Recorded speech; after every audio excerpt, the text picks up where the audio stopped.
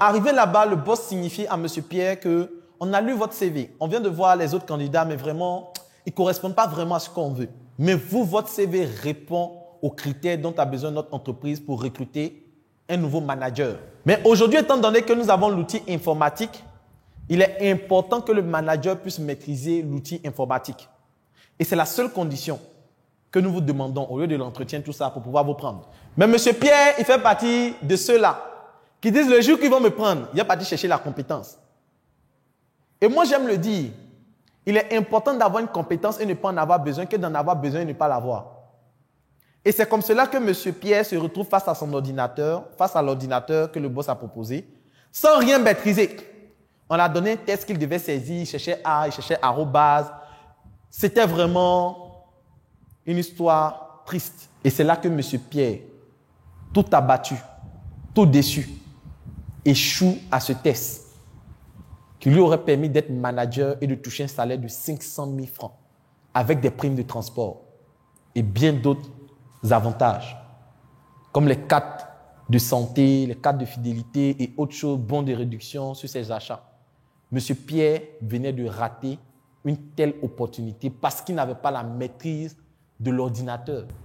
Et une fois qu'il sort de cette histoire, il appelle sa femme pour savoir au fait comment ça se passe à l'hôpital et on l'annonce qu'il vient de perdre son enfant.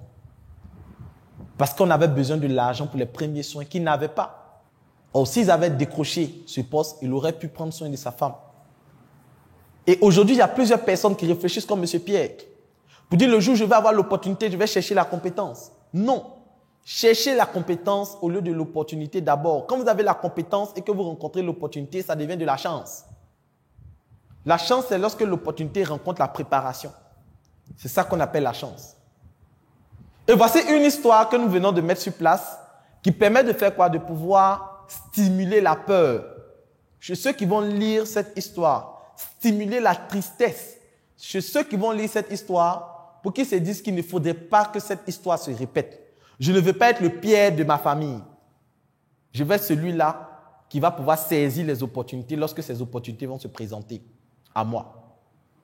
Donc, voici comment est-ce que vous pouvez utiliser le storytelling pour pouvoir vendre des choses, pour pouvoir véhiculer des informations et pour permettre à ce que l'information que vous allez transmettre reste de façon pertinente et permanente.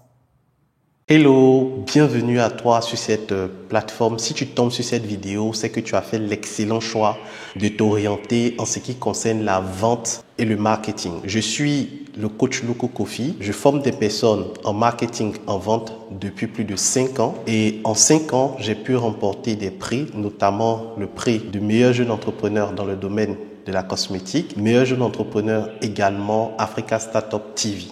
J'accompagne aujourd'hui au sein de ma communauté 1000 vendeurs, plus de 1700 personnes en ce qui concerne la vente et le marketing. Il y a une chose que j'ai remarqué ces 5 dernières années, c'est que le monde bouge et les choses changent rapidement. Et face à ce changement, il est difficile de pouvoir capter, comprendre toutes les notions de la vente.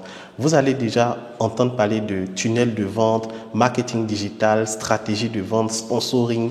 Et face à toutes ces notions assez bizarres, assez stratégiques, il est important de savoir s'orienter. Qu'est-ce qu'on fait réellement pour vendre? Lorsqu'on veut vendre, par quoi on commence? On va où? On atterrit où? Comment je fais pour écouler de façon pratique mes produits et mes services? C'est tout l'objet de ce livre dénommé La boussole du vendeur. La boussole du vendeur vient comme une boussole pour t'orienter, te guider et t'aider à faire les bons choix en ce qui concerne la vente. Dans le premier chapitre de ce livre, je te montre les bases de la vente. Je t'explique les notions. C'est quoi un client? C'est quoi un prospect? C'est quoi un tunnel de vente? C'est quoi une base de données? Je t'explique ces notions dans le premier chapitre. Dans le second chapitre, je t'apprends également certaines vérités qu'on ne te dit pas sur la vente.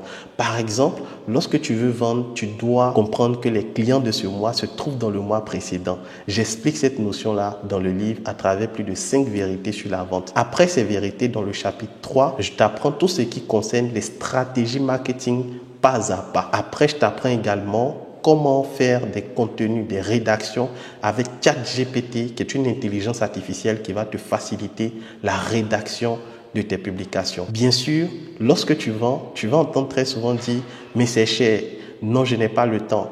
Non, est-ce que tu peux diminuer? S'il te plaît, ces notions-là sont appelées les objections en vente. Je te montre comment répondre à ces objections. Je te montre également comment fidéliser ceux qui ont déjà acheté tes produits. Donc, voici la solution à tes problèmes en termes d'orientation et de vente, la boussole du vendeur.